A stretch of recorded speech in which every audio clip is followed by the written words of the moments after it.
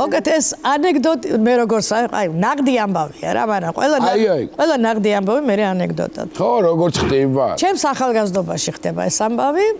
იყო ასეთი არსებობდა, ეხლა არის, მაგრამ ნუ მაშინ იყო ძალიან მოდაში ერთი ბიჭი, ნუ სიმპათიური მღერო და არაჩვეულებრივად იყო უცოლო. თბილისის გოგოებს უყო. ხო, ნუ აი და თვითონაც იცოდა ეს პლუსი და ნუ იყო. საყვალება ისე აიქნია ხელი რომ ყველას არაო. ყველას როგორ უყურდა და ნუ ეს ბიჭიც ვაშვებოდა რა თავის იყენებდა ალფონს არა ალფონსი არა ნუ აი ყველანაირად იმაშებოდა ის იყო თან ვაბნიკი როგორ ავთქვა ეგ არის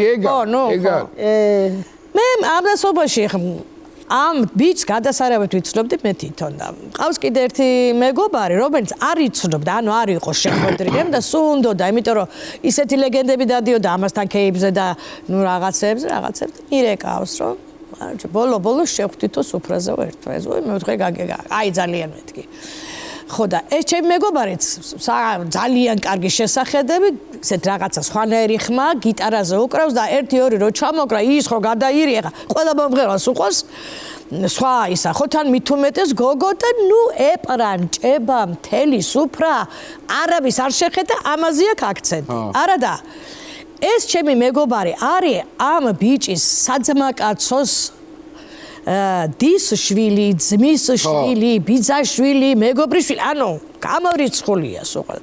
ეს როგორ ეტყვის მაგას მაწაკია რა.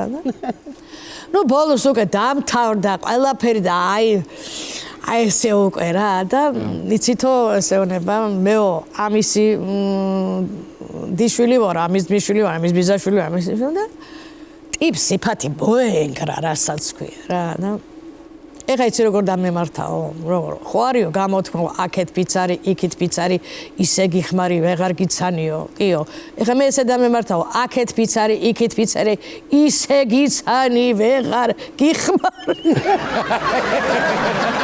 რა მიკეფიქს აბა სხვა თბილისელი თუ იტყვის და